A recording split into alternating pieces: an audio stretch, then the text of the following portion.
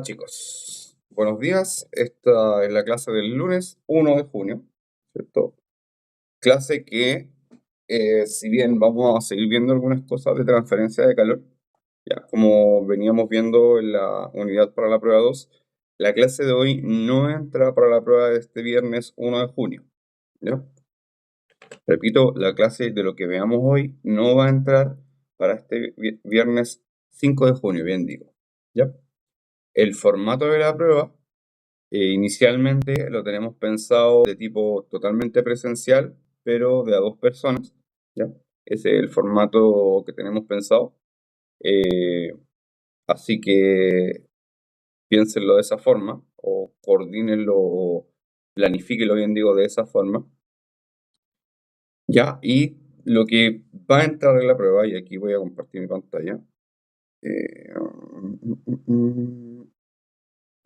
Compartir pantalla. Comenzar ahora. Ya, vamos a compartir la pantalla. No sé si se ve. Creo que no.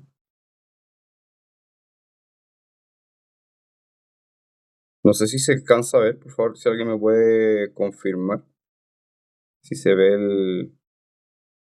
la presentación. Sí, ¿Sí? Perfecto. Ya. Entonces, si es que no se ve, por favor me pueden confirmar. Ya. Pero pareciera ser que sí se ve. Ya. Entonces, lo que va a entrar en la prueba del viernes, repitiendo lo que les había dicho en clases, ya, es, primeramente, y si vamos al principio, ya, lo primero es la conservación de energía, tanto para sistemas abiertos como para sistemas cerrados, ¿ya?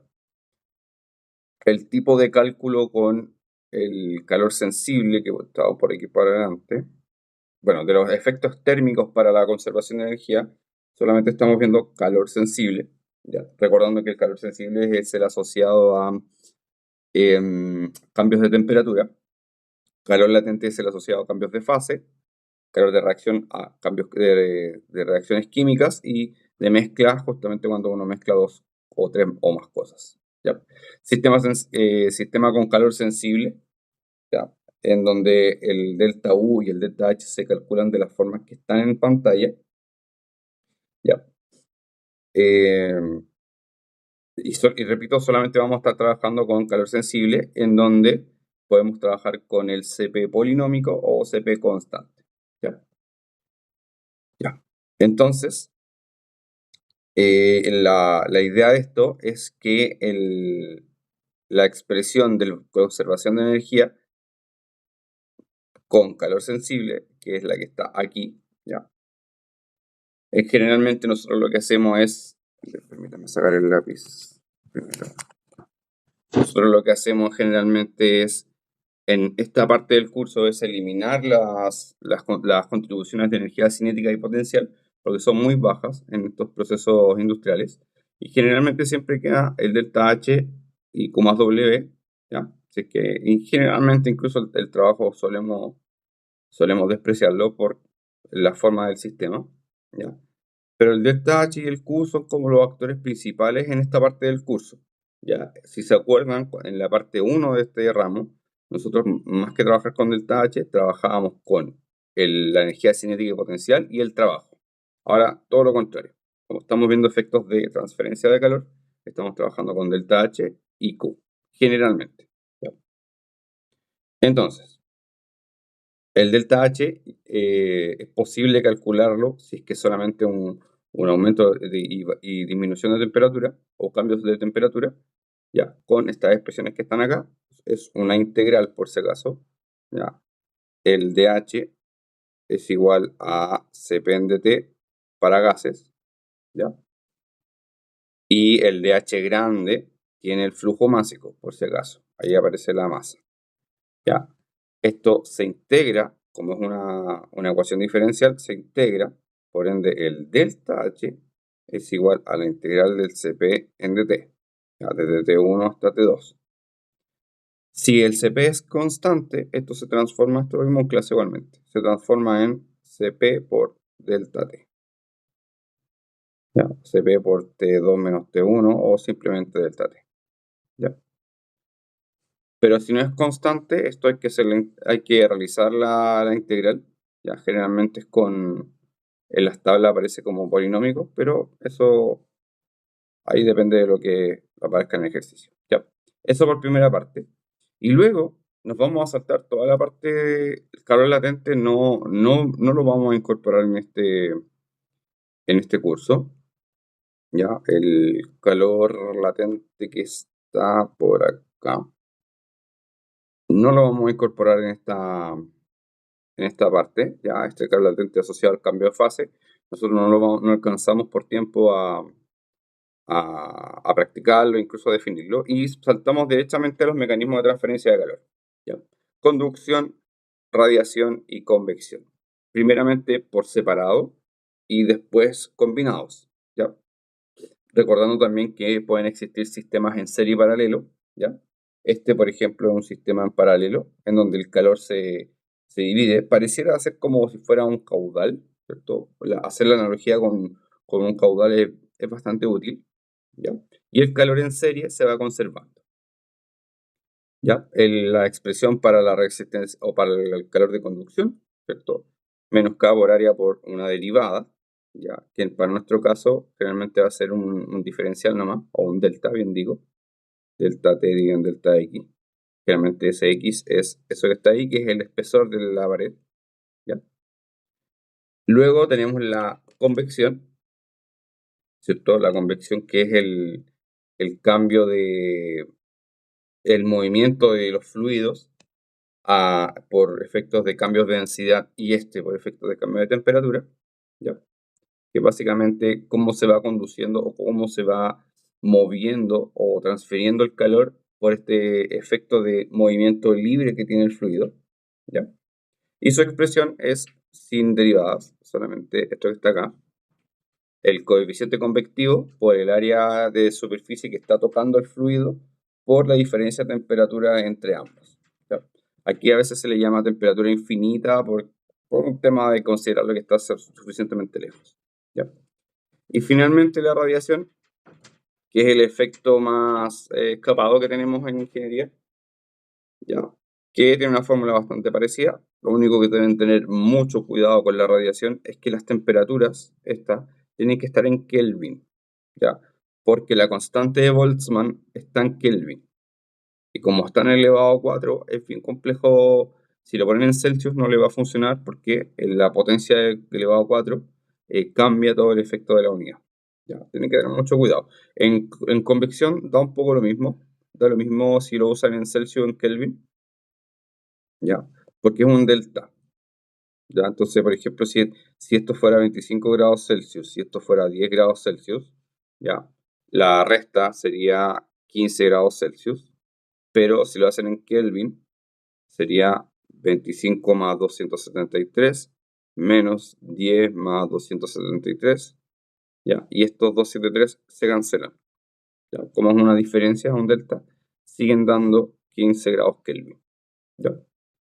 Perfecto. Aún así, mi sugerencia es que se vayan guiando con la unidad que aparece acá abajo. Ya, nosotros no hemos practicado nada con sistema inglés, así que les anticipo que no va a haber nada con sistema inglés en la prueba. Así que, a diferencia de la prueba 1, que sí habían ejemplos en la presentación con sistema inglés, acá no. Acá no hay nada, así que no despreocúpense por ese lado. ¿Ya? Entonces, luego pasamos a los mecanismos combinados de transferencia de calor en donde se van a mezclar dos o más mecanismos, ¿ya? Y aquí empieza el hecho de ver los mecanismos como resistencias térmicas, ¿ya? Como resistencias térmicas, en donde el flujo de calor va a ser igual a la diferencia de temperatura dividido en la resistencia térmica de nuestro por así decirlo, sistema, ¿ya? Ojo que este delta T no es temperatura final menos inicial, por si acaso. Ya, está como bien enredoso. Ya, es temperatura 1 menos temperatura 2 dividido en resistencia. Bueno, ahí está, de hecho, ahí está. No es un delta T, bien digo. Es como que va desde un inicio hacia un final. ¿ya? Es temperatura inicial menos temperatura final, dividido por todo lo que esté en el camino de la transferencia de calor, ¿ya? ¿Y cómo determinan el camino de la transferencia de calor? Recuerden que el calor siempre fluye desde una temperatura más alta a una temperatura más baja, ¿ya? De hecho, acá lo pueden ver. En este caso, nuestro calor en este ejemplo sería igual a T infinito 1 menos T infinito 2, dividido en la resistencia térmica total, ¿ya? Ahora, la gracia de este sistema o de hacerlo así es que uno puede ir dividiendo también las secciones. Por ejemplo, puede solamente considerar este calor de convección, y como el calor está en serie, como hacia allá, se va a ir repitiendo en todas las resistencias. Es decir, uno también podría decir que el calor en este caso sería la temperatura infinito 1 menos temperatura 1, pero dividido solamente la resistencia de la convección 1, ¿ya? Esa es la gracia de los mecanismos combinados, poder calcular el calor de manera global primero, ¿ya? Y después de manera local para cada uno de los lugares donde uno quiera determinar la temperatura, ¿ya? Ya, esto es un repaso nomás, así que estamos conversando un poquito de eso. Ya, después lo que hicimos nosotros fue ver y conocer lo que es el concepto de intercambiadores de calor, que es lo que no entra para la prueba del viernes. Ya, de aquí para atrás sí entra. Ya. Entendiendo, chiquillos, de que, a ver, hagamos una pequeña diferencia. Ya. El hecho de usar un intercambiador de calor, ¿cierto? Es distinto a analizar la transferencia de calor de un tubo, por si acaso. Es muy distinto. ¿Ya? Por ejemplo, si nosotros tuviéramos un tubo en donde adentro fluye agua, por ejemplo, o hay agua a 100 grados Celsius, y acá afuera hay aire a 10 grados Celsius, ¿ya? Claramente va a existir una transferencia de calor desde el agua hacia afuera, por la diferencia de temperatura, ¿ya? Eso no es un intercambiador de calor, solamente es un mecanismo combinado por así decirlo, desde la pérdida de calor que está teniendo el agua que está dentro del tubo, pero no es un intercambiador de calor por si acaso. Y esto sí que entra, ¿ya? Esto sí que entra y tiene que ver con esto que está acá, con los aislantes, ¿ya? Esto sí que entra. Esto sí que entra. Porque la idea de los aislantes es poder determinar o frenar la transferencia de calor, ¿cierto? Y poder determinar espesores de aislante sí que entra en la prueba. Ya, yo creo que hay bastantes chances de que poder preguntar algo así, determinar un espesor de aislante, que recuerdo haberlo hecho o recuerdo que lo hicimos en la última clase, ¿ya? Entonces, para entender primero los intercambiadores de calor, es bien interesante analizar cómo se comportan las resistencias térmicas en un tubo, ¿ya? En un tubo, si se fijan, aparece aquí, hay un fluido caliente aquí. A ver si mejor lo hacemos con el otro. Hay un fluido caliente acá adentro y un fluido frío acá afuera, que puede ser el agua caliente que les mencioné recién, adentro, y el aire frío que está afuera. Entonces la transferencia de calor va a ir justamente en esa dirección, ¿ya? Y esa transferencia de calor tiene que atravesar primero la convección propia del fluido caliente, después tiene que atravesar la conducción del material que esté hecha la tubería, ¿ya? Que de hecho está justamente bien representado aquí, que se llama pared, y finalmente la convección del fluido frío, que en nuestro caso recién era el aire frío, ¿ya? Entonces, las resistencias en una tubería son un poco distintas solo en la conducción. En la convección es la misma fórmula siempre, ¿ya? Pero en conducción cambia, que es esta fórmula que está aquí. El logaritmo natural de D0 dividido en DI dividido en 2πkl. Eso se obtiene con la integral, ¿cierto? Es un trabajo matemático un poco importante, pero ustedes pueden utilizar la fórmula sin demostrar nada, ¿ya? Y esa fórmula permite, ¿cierto?, que si agregamos más capas de aislantes, ¿cierto?, las capas de aislantes que ustedes quieran, ¿cierto? Fíjense acá, hubiera una capa aislante, lo único que estaríamos agregando serían resistencias térmicas, ¿cierto? En serie, ¿ya?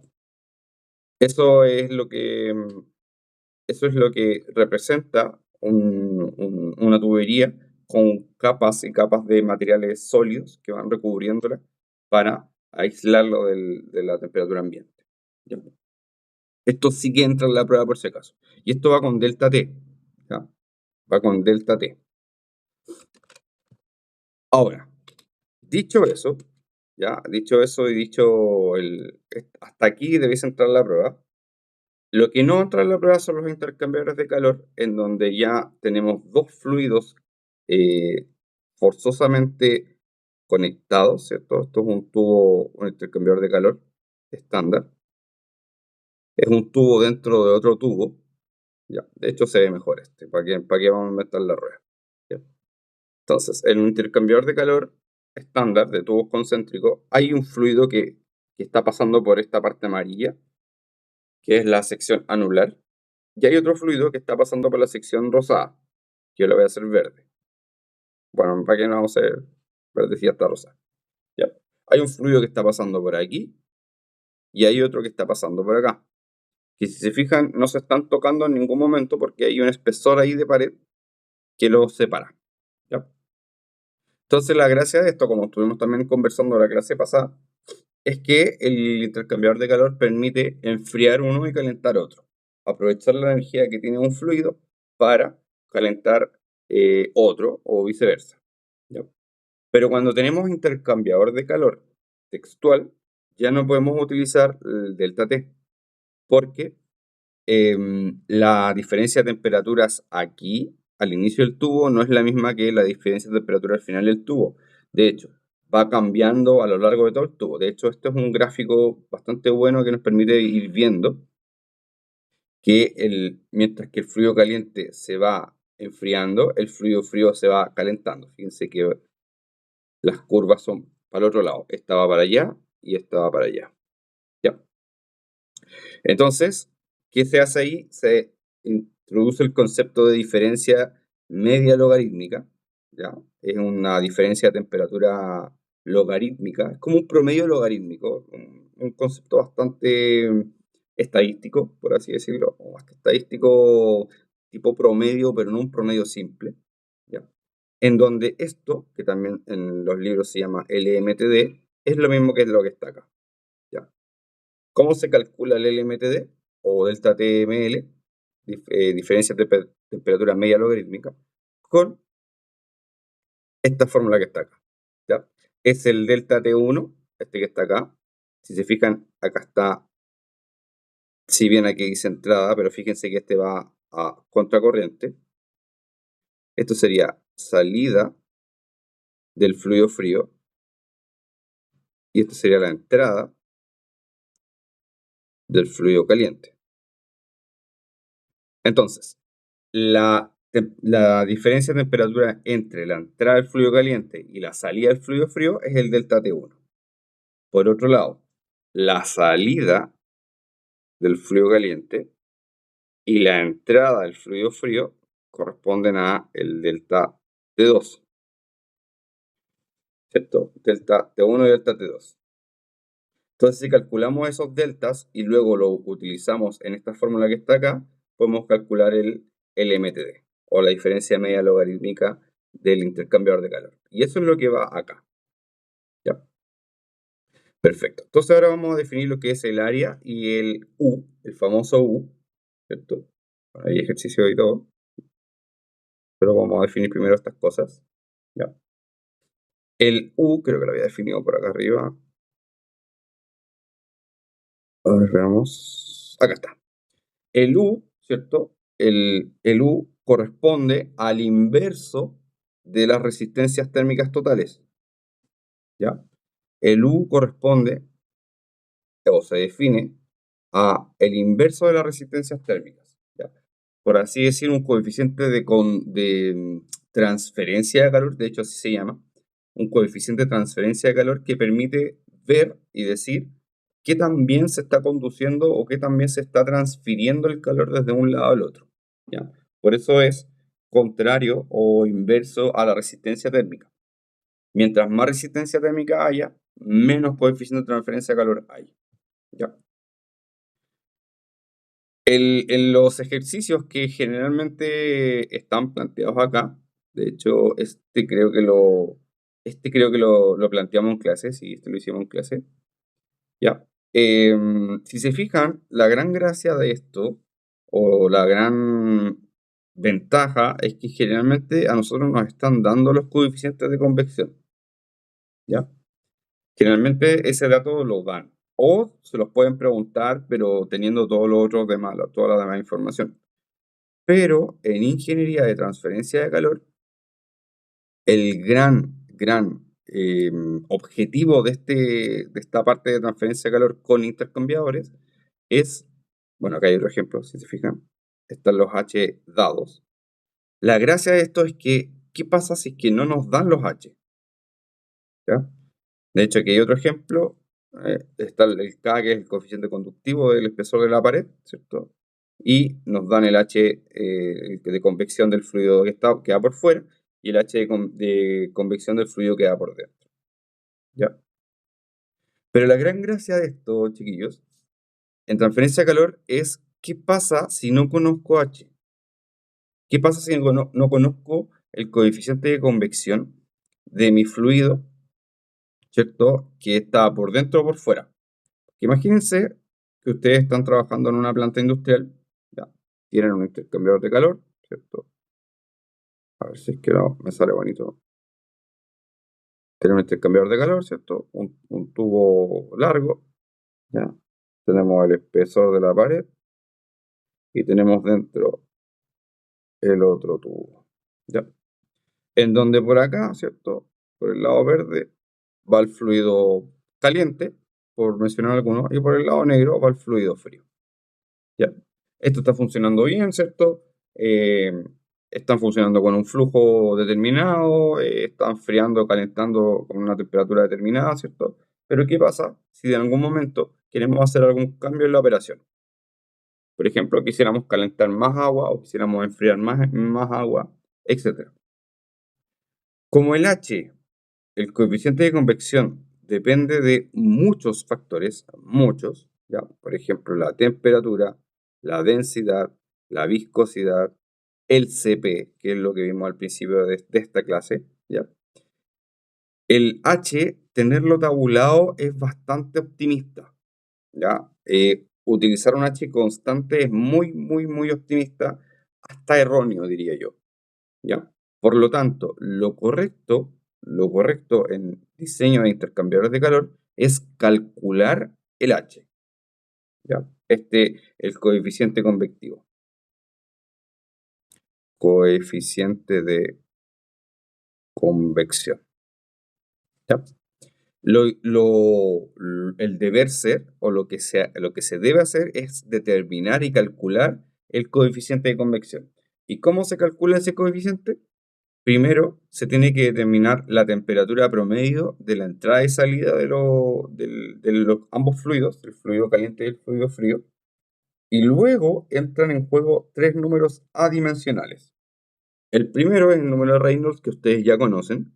Ya, Reynolds es igual a la velocidad por el diámetro por la densidad. Digo feo.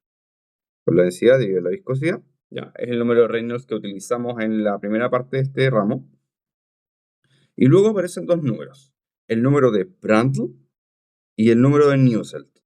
¿Ya? Con estos tres números vamos a poder determinar el coeficiente de convección tanto para el fluido que va por dentro como va por fuera. ¿Cómo vamos a hacerlo? Primero vamos a ver cómo son las expresiones para estos números adimensionales. ¿Ya? Las expresiones que están acá, la del Reynolds ya la conocíamos, ¿ya? Es la que utilizamos, es la misma expresión que utilizábamos en la parte de mecánica de fluidos, la parte 1 del curso, pero luego aparecen dos números adimensionales nuevos. ¿Ya? El primero se llama número de Prandtl, que relaciona el CP de nuestro fluido con la viscosidad dinámica, que es la misma que aparece acá, estos son los mismos, por si acaso, y dividido por el coeficiente de conducción térmica del material. ¿ya? Dividido en el coeficiente de conducción térmica del material. Entonces, la idea de esto es que es adimensional. Si se fijan, joules se va con joules, kilos con kilos, Celsius con Celsius, segundos con segundos y metros con metros, ¿ya?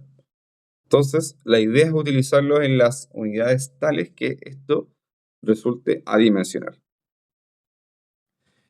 ¿Ya? Esto relaciona la cantidad de calor que puede absorber una sustancia dividido por la cantidad de calor que puede conducir dicha sustancia. ¿Ya? Ya vamos a ver para qué nos va a servir el número de Prandtl. Y luego está el número de Nusselt, que ojo que aquí sí que aparece el coeficiente de convección, que relaciona el coeficiente de convección por el diámetro hidráulico, que es el mismo diámetro que va a ir acá, ¿ya? El mismo diámetro que va ahí, dividido en el coeficiente de conducción, que es el mismo que está acá, ¿ya?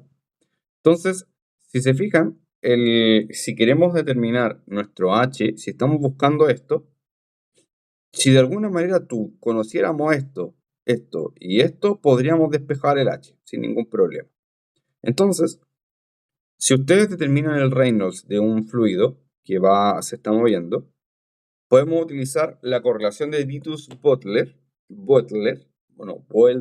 bien digo, que es solamente válida para Reynolds sobre 10.000, que suele ser la mayoría de las veces en procesos industriales, tal que el Nusselt se puede calcular con el Reynolds y el Prandtl, ¿ya? Si conocemos el Prandtl, que generalmente va a ser casi siempre porque estas propiedades son muy conocidas de las sustancias, uno puede determinar el Cp, la viscosidad y el coeficiente de conducción de calor en tablas sin ningún problema.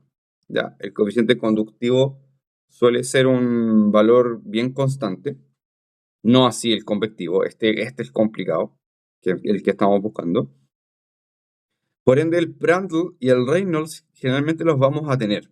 Son números que sí vamos a tener generalmente. Por ende, es posible calcular el Nusselt con esta correlación, ¿ya? Que es Nusselt es igual a 0,023 por el Reynolds elevado a 0,8, esto es un número fijo, por el Prandtl elevado a n.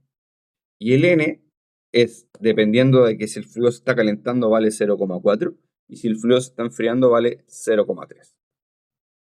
Entonces, una vez con el Prandtl y el Reynolds calculado el Nusselt, uno puede reemplazar el Nusselt de acá en esta fórmula y despejar el coeficiente convectivo. ¿Ya? Entonces, con eso ya podemos armar nuestro esquema, por así decir, nuestro esquemita para poder determinar los coeficientes de convección interna y externa, recordando que son dos fluidos, ¿ya? Interna es el fluido que va por dentro del tubo y externa es el fluido que va por dentro del tubo interno. Ya parece un poco confuso, pero recuerden que tenemos un tubo dentro de otro tubo, ¿ya? Va a haber un fluido acá y va a haber un fluido acá, ¿ya? Caliente o frío, ahí depende del diseño dónde va el caliente y dónde va el frío, pero uno tiene que estar caliente más que el otro y el otro tiene que estar más frío que el otro, ¿ya? Entonces, ¿qué es lo que hay que hacer? Si se fijan, los procedimientos son bastante similares entre sí, ¿ya? Si comenzamos con el de convección interna, dice que se debe calcular la temperatura promedio de entrada y salida para el fluido que va por dentro del tubo, ¿ya? ¿Por qué necesitamos calcular el promedio normal? Esto, porque necesitamos evaluar parámetros físico-químicos que sí vamos a utilizar, por ejemplo, en el número de Reynolds o en el número de Prandtl, como densidad, viscosidad, conductividad térmica y el Cp, calor específico, ¿ya? Entonces, con la temperatura promedio, uno va a libros o tablas, o generalmente se le entregan estos datos que están acá para poder calcular los números previamente dichos. Se pide identificar el diámetro interno del tubo, ¿ya? Y luego calcular el Reynolds interno, calcular el Prandtl interno, finalmente con la correlación de Volter y, ¿cómo se llama? Y Vitus-Volter, calcular el número de Nusselt y con el número de Nusselt despejar el HI, ¿ya? Y ahí tendríamos nuestro coeficiente convectivo.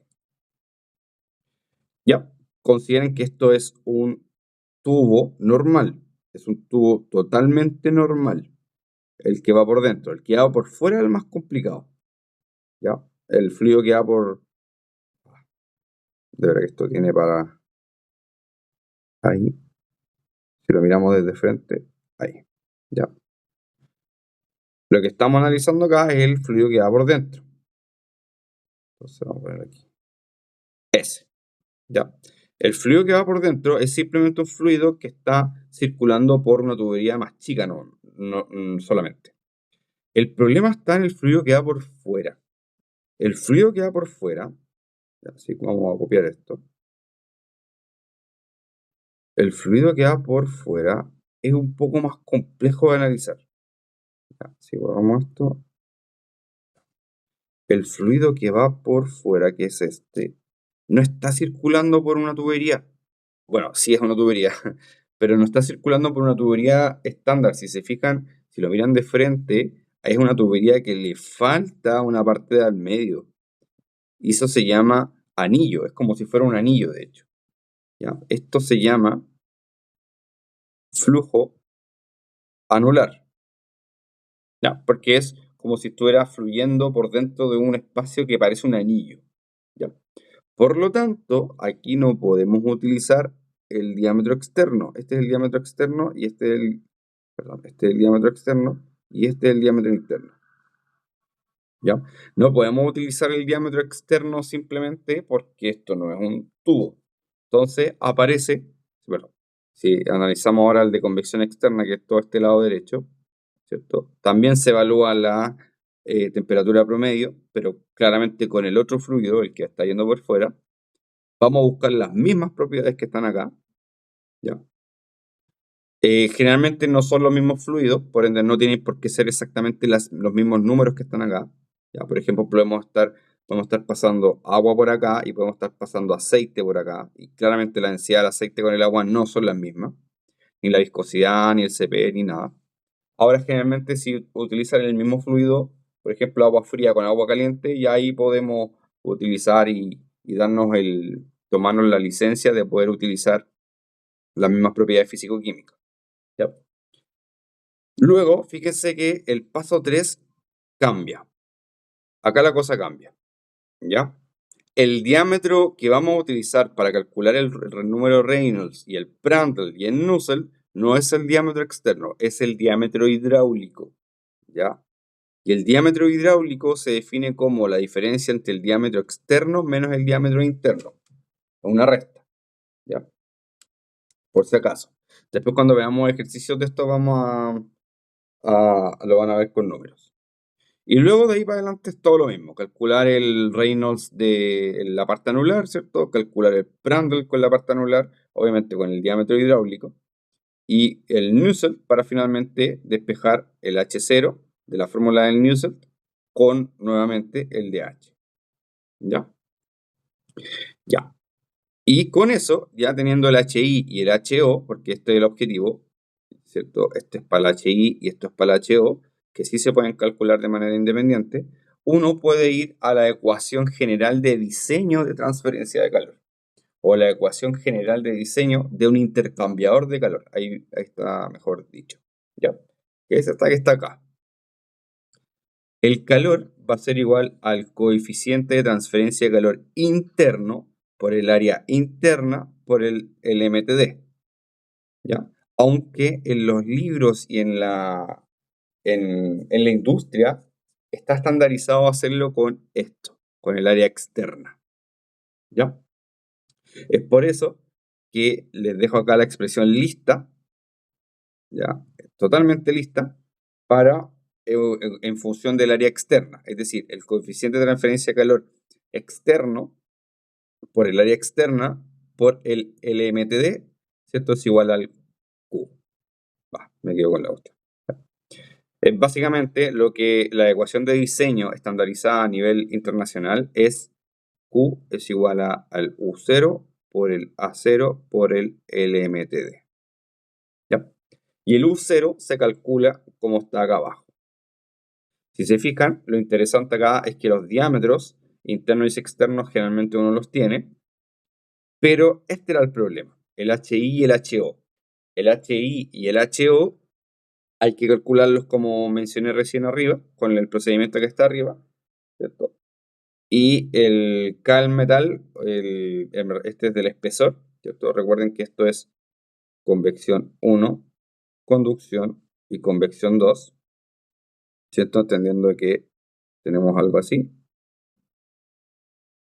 Ya. Aquí está el fluido, por ejemplo, el fluido caliente. Acá está el fluido frío.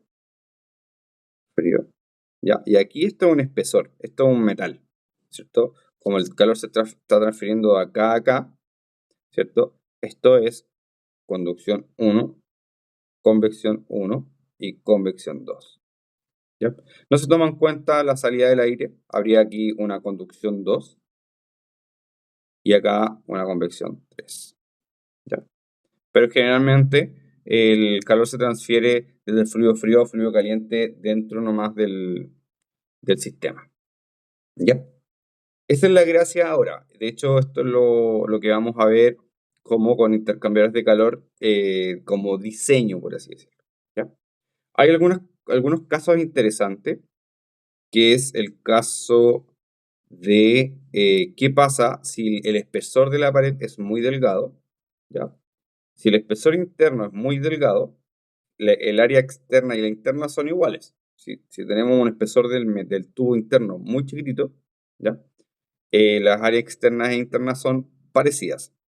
Y además, si el material del tubo es demasiado conductor, por ejemplo un tubo de cobre, es decir, un coeficiente conductivo muy alto, la resistencia térmica suele ser baja. Es decir, si este número es muy grande, hace que todo esto tienda a cero y se transforma en una expresión, ¿cierto? Cuando ocurren estas dos cosas, lo que pasa es que el coeficiente de transferencia de calor se puede calcular así, ¿ya? Esto lo van a ver en algunos libros, ¿ya? Pero esto ocurre solamente cuando el espesor de la pared interna es muy delgado y cuando tenemos un material del tubo muy conductor, como por ejemplo cobre, ¿ya? No hay resistencia térmica de conducción, solamente de convección, ¿ya? Ya. Yo creo que ya desde el lunes 8, si no me equivoco, desde el lunes 8 vamos a hacer ejercicios de esto, por lo que ahora me gustaría destinar estos minutos a dudas que tengan respecto a la guía o a ejercicios para la prueba del día viernes, ¿ya? Yo les había dicho que les iba a subir un video, ¿ya? Un segundo. Yo les había dicho que les iba a subir un video. De hecho, lo tengo. Es un video del problema 2 de la guía, ¿ya? Aún así, me gustaría primero que, si es que alguien tiene alguna duda al respecto, vamos a aprovechar estos 15 minutos que nos quedan para hacer el problema 2 de la guía, ¿ya? Creo que no hay dudas. Veamos, veamos, veamos. Ya estamos grabando, ¿cierto? Estamos súper bien. Ya. Ya. El problema 2 de la guía. Eh, bueno, tengo los resultados de los otros problemas, ya. De hecho, se los voy a anotar al tiro, acá al final. Ya, del problema 1, esto es guía 2.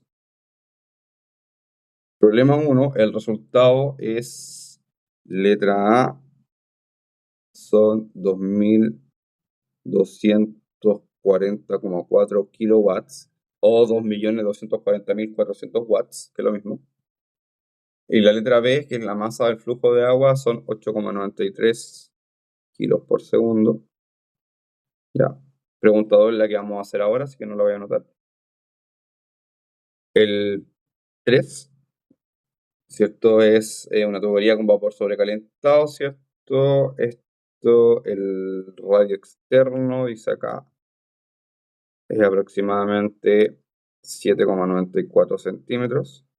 Y el espesor del aislante que se pide es 2,4 44 centímetros. Y el problema 4 es de intercambiadores de calor. ¿Ya? No se los voy a dar porque no va a entrar en la prueba, no vamos a preguntar nada que tenga que ver con intercambiadores de calor, solamente con mecanismos combinados y calor sensible. ¿Ya? Así que yo prefiero mejor no anotarles esta.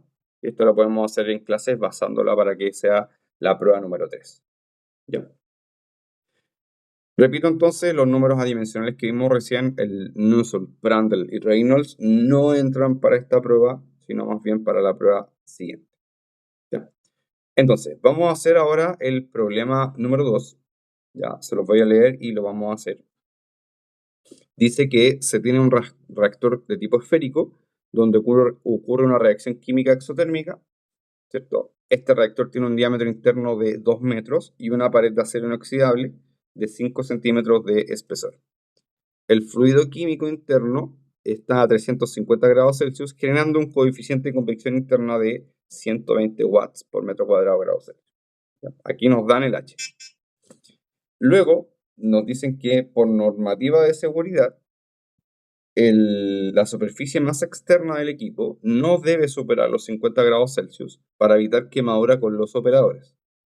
La temperatura ambiente de la planta es de 20 grados Celsius y el coeficiente de convección natural en el exterior, es decir, del aire que está afuera, es de 15 watts metro cuadrado grados Celsius.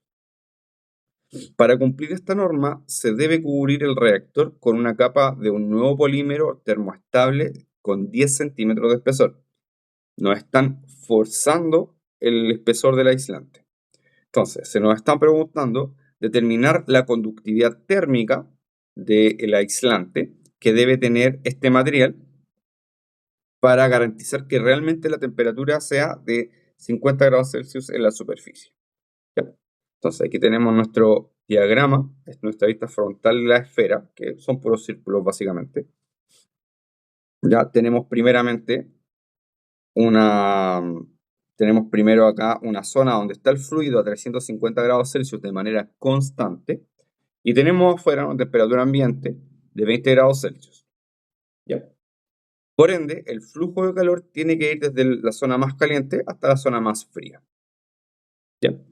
¿Qué atraviesa el flujo de calor? Atraviesa primero la convección del fluido que está adentro, el fluido químico, luego atraviesa la conducción del acero inoxidable, luego la conducción del aislante y finalmente la convección del aire ambiental. Ya hay 1, 2, 3, 4 resistencias térmicas para las cuales el calor debe atravesar, ¿cierto?, en serie. Entonces, el calor que está transfiriéndose entre el fluido y el ambiente se define como lo que comenté recién, ¿ya? La diferencia de temperatura dividido la resistencia térmica total, en donde la diferencia de temperatura o el gradiente de temperatura es de 350 menos 20, que son las temperaturas del ambiente y el fluido químico respectivamente. ¿Ya? Y como también les comentaba, la resistencia térmica total es los cuatro mecanismos mencionados. ¿Ya? Esto puede ser de prueba, por si acaso. Porque si se fijan no tiene nada que ver con intercambiadores de calor.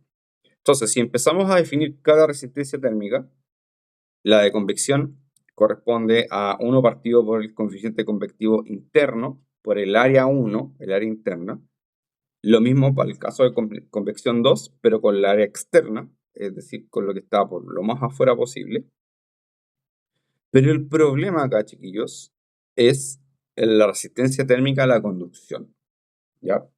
La fórmula de la resistencia térmica a la conducción no es tan simple. Depende mucho de la geometría del material o del sólido que estemos analizando.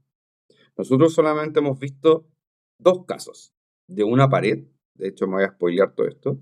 Hemos visto el caso de una pared en donde simplemente es la resistencia térmica de conducción de una pared es L dividido en K por A, en donde el A es lo que está en morado, y la del cilindro, que es la que estuvimos viendo para los aislantes en clase, que es la resistencia de conducción solamente. Es esa fórmula con logaritmo natural. Pero no hemos visto nada con esferas. Entonces, este ejercicio exige que nosotros determinemos la fórmula de resistencia térmica de una esfera por conducción. ¿Ya? Y lo vamos a hacer a partir de la definición del calor de conducción en sí, que se define de la siguiente manera. Es menos K por el área por la derivada de la temperatura respecto a una variable que se está moviendo. Generalmente nosotros la poníamos X, pero en este caso, como es una esfera, le vamos a poner que varíe con el radio. Pero como el área también va variando con el radio, ¿cierto? El área de una esfera es 4πr², por ende, al integrar esto, ¿cierto? Vamos a pasar todo hacia el lado izquierdo, ¿cierto? Todo esto lo vamos a pasar para acá. Ya, fíjense que aparece un negativo aquí, el r² está aquí y esto está aquí. ¿Ya? Si integramos eso, ¿ya? Entre R1 y R2 y T1 y T2, obtenemos una fórmula, y si lo seguimos desarrollando, obtenemos una fórmula que el calor de conducción es igual a T1 menos T2 dividido en algo. Y este algo es la resistencia térmica de una esfera. ¿Ya? Es la resistencia térmica de una esfera hueca que tiene un espesor determinado. ¿Ya? Esa expresión no es necesario demostrarla cada vez que uno haga un ejercicio de conducción de cierta geometría. ¿Ya? Pero la anoto acá para que la tengan disponible en su formulario en el caso hipotético de que entrara una esfera en la prueba. ¿Ya? Aún así, las demostraciones de las resistencias térmicas, como lo acabo de explicar, no creo que sea el foco de la prueba, chiquillos, en verdad. La verdad no siento que sea el foco, pero sí se lo estoy mostrando para que vean que se puede aplicar a cualquier tipo de geometría. Ya, por ejemplo, si tuvieran una tubería cuadrada, ¿cierto? También cambiaría harto el tema de la conducción de calor, ¿ya? Pero yo creo que más allá de alguno de estos tres formas geométricas no va a entrar la prueba. Puede ser una pared, puede ser un cilindro, altas chances de que sea un cilindro, este que está acá, o una esfera, pocas chances de que sea una esfera, la verdad, pero puede ser. Ya, entonces tenemos definida la fórmula de la resistencia térmica a la conducción de una esfera, por ende podemos reemplazarla en nuestra resistencia térmica total. Fíjense, esta es la resistencia térmica total. Tenemos la convección interna, ¿ya? Recordando que el área de una esfera es 4πr². Tenemos la conducción del acero, ¿ya? Que es la fórmula que acabamos de encontrar aquí. Luego tenemos la conducción del aislante, y de hecho aquí está nuestra incógnita y lo que tenemos que despejar. Y finalmente tenemos la convección del aire ambiental, que es con el radio externo, el radio más grande. ¿Ya? Podemos calcular algunas cosas, sí. ¿Ya? Tenemos para la convección 1, tenemos todo para calcularlo. Podemos calcular su resistencia térmica. Para la convección, la conducción del acero también lo podemos hacer, tenemos todos los datos. ¿Ya? La convección final del aire también lo tenemos. Lo que no tenemos es la conducción del aislante. Entonces no podemos calcular esto. No vamos a tener que dejar como incógnita. ¿Ya? Dice, como el calor está en serie, es igual en todos los tramos a través de todo el recorrido. Por ende, este Q que nosotros definimos al principio, también va a ser igual al Q que va a moverse entre 50 y 20. ¿Ya? Es el mismo Q, el mismo Q. ¿Por qué tenemos que hacer esto? Porque si no podemos conocer el K del aislante, tampoco vamos a conocer eso. Y si no conocemos la resistencia térmica total, tampoco vamos a poder determinar el Q. Por ende, de alguna manera hay que determinar el Q de otra forma. ¿Y cómo lo podemos hacer? Donde conozcamos la mayor cantidad de datos. Es decir, entre la superficie del aislante hasta la temperatura al infinito. ¿Ya? En este caso, el calor, este Q, es igual a este calor Q de la flecha roja, que es 50 menos 20 grados Celsius dividido en la resistencia a convección solamente del aire. Solamente del aire. Entonces, como ya tenemos el coeficiente convectivo del aire, podemos calcular el calor que se está transfiriendo en este caso. Entonces, como ese Q que está aquí en la flecha roja es exactamente igual al Q que está en la flecha verde, podemos reemplazarlo en la fórmula general del principio. ¿Ya? Que era esta es la que estaba arriba, si se acuerdan. ¿Ya? Entonces, como ya tenemos el Q, podemos despejar la resistencia térmica total, y como de la resistencia térmica total nos faltaba esta, podemos despejarla, y que la conducción 2 correspondía a la del aislante, ¿cierto? Despejamos de manera aislada la del aislante, valga la redundancia, y podemos finalmente despejar, como ya vamos a conocer la resistencia térmica del aislante aquí, podemos despejar su coeficiente de conducción, ¿cierto?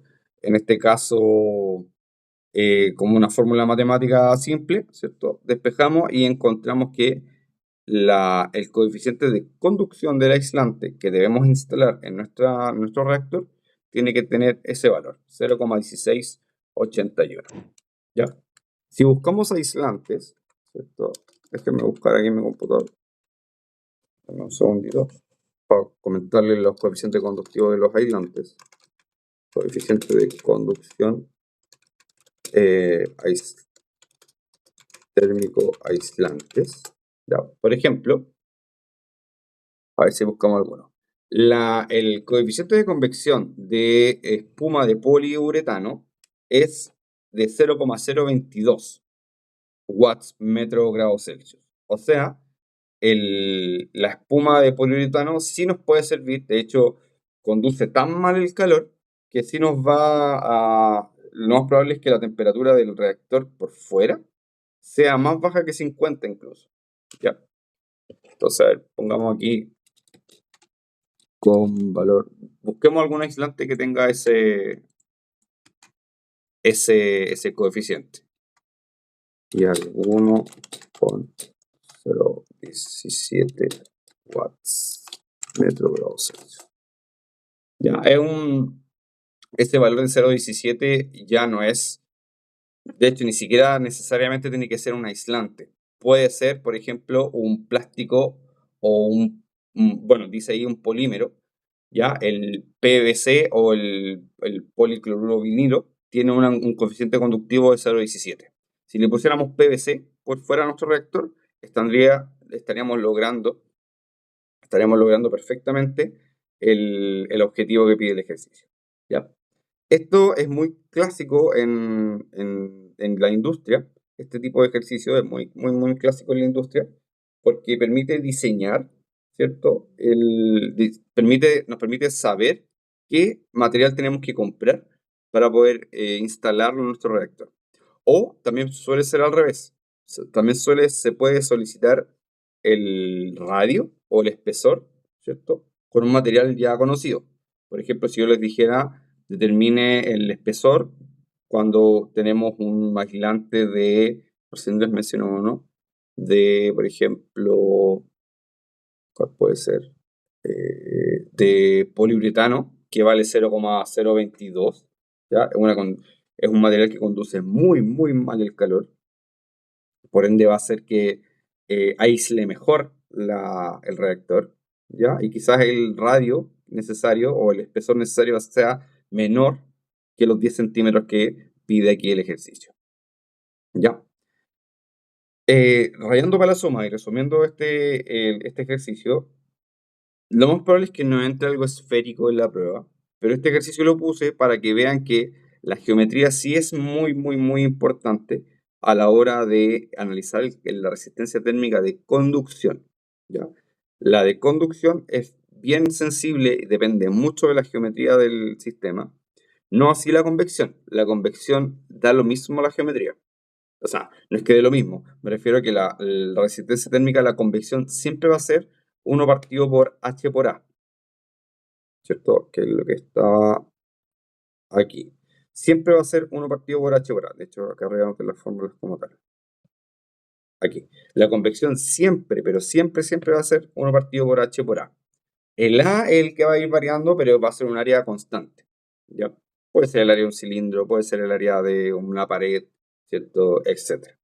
Pero en la conducción, ahí sí cambia la geometría, porque tiene que ir conduciéndose por dentro del material. Y si el área que está dentro del material cambia, también va a cambiar su fórmula para determinar la resistencia térmica, ¿ya? Pero no va a ser, repito, no va a ser algo distinto a estas tres fórmulas, ¿ya? Y insisto que la dejen en sus formularios, la resistencia térmica de conducción de una pared, de un cilindro o tubo, y tubo hueco, bien digo, y de una esfera, ¿ya? Anótela en sus formularios, chiquillos. Ya, se nos está acabando el tiempo, así que me gustaría dedicar algunos minutos a ver si alguien tiene alguna duda al respecto. Déjenme salir de esto. ¿Cómo salgo de acá? Dejar de compartir. Ya, ya. Me gustaría saber si alguien tiene alguna duda al respecto. Me imagino que les interesa el tema de la prueba. Ya, para su tranquilidad, la prueba no entra intercambiadores de calor, nada que tenga que ver con el LMTD, nada que tenga que ver con los números adimensionales, ni Prandtl, ni Reynolds, ni Newton, nada que ver con eso. Solamente calor sensible, es decir, el uso del CP con el delta H. También los mecanismos de transferencia de calor, ya sea individuales o combinados, y calor en serie y en paralelo, ¿ya? Yo creo que con eso se engloba todo. Con eso ármense un buen formulario, ¿cierto? Como les decía, lo más probable es que sea dado en la prueba, por lo tanto, pero va a ser solamente presencial. No queremos hacer nada online, ¿ya? Al final es más carga para ustedes, así que lo vamos a hacer solamente presencial. Eh, Podría anticiparles de que no vamos a utilizar sistema inglés en esta prueba, ¿ya? Y si, eh, sí, el video se está grabando, se tiene que transformar, ¿cierto? Se demora harto sí, en transformarse y en subirse, pero va a estar hoy día, ¿ya? Va a estar hoy para que tengan disponible, para que lo tengan disponible para estudiar, ¿ya? Yo igual les había hecho, eh, eh, ah, ah, ah, hay una pregunta ahí, voy a chat aquí, chat, acá está. Eh, ah, Denme un segundito. Que hay estos chats.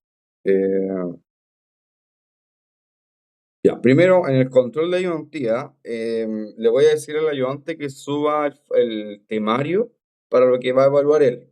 ¿Ya? No, si no vieron con él los números dimensionales, no lo va a preguntar, por si acaso. ¿Ya? Vamos a tratar de que sea lo mismo o el mismo temario que es la prueba de CATE. La tabla para ver valores en la conservación de energía se dará. No sé a qué se refiere con la tabla de los valores de conservación de energía, porque tabla. En general no utilizamos ninguna tabla nosotros, pero sí, si te refieres a los datos, como densidad, viscosidad, todos esos datos, sí se los voy a dar yo, por si acaso. ¿Ya? En el ejercicio 3 de la guía, tantear, a ver. Si hay, al referente a la pregunta si hay que tantear en el problema 3 de la guía, te diría que no y que sí. Ya, no hay que tantear porque como lo hacíamos en ay, se está saliendo, ¿no? No, no entiendo. No hay que tantear como en la parte de mecánica de fluidos. Ya, el tanteo es porque la resolución de la ecuación del problema 3 es un poco difícil. Pero si tienen una calculadora de esas TI, lo hace rapidísimo. No hay que tantear entre comillas. ¿Ya?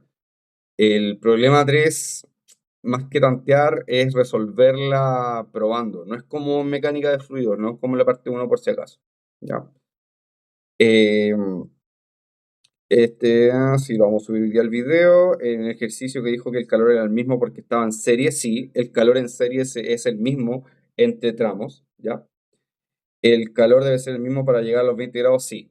El calor que va desde 350 a 20 es el mismo que va de 50 a 20, ¿ya? bueno, puedes revisar el video después más adelante, pero sí, respondiendo a la pregunta, el calor es el mismo en serie. Es como, imagínense como un flujo de agua.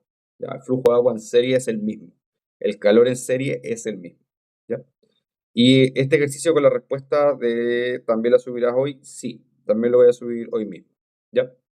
Em, Voy a ver si les puedo subir un pequeño Word con el desarrollo de los tres ejercicios. Aún así hay ejercicios en la PPT que también voy a intentar subir los resultados al menos. Ya en un Word también puedo subir los resultados de aquello. Pero esto lo subo hoy mismo el tema del video. ¿Ya? Ya chiquillos, para no quitarles más tiempo, pues, justo hay un chat. A ver, déjenme el último chat. Ya, era un gracias. Para no quitarle más tiempo y entendiendo que quizás tienen más clases, lo vamos a dejar hasta acá. ¿Ya? Voy a estar atento al correo, ¿cierto? Ante cualquier duda, chiquillos. Prepárense un buen formulario. Los datos de físico-químico se los voy a dar yo. Ya, densidad, viscosidad, CP, conductividad, todo se los voy a dar yo. Y lo que no se los dé lo van a tener que calcular, pero háganse un buen formulario, háganse los ejercicios de la guía y de la PPT. Y con eso quedan súper bien para la prueba. Nada de intercambiadores de calor por si acaso. ¿Ya? Eso, chiquillos, que les vaya excelente y nos vemos el día viernes. Chaito.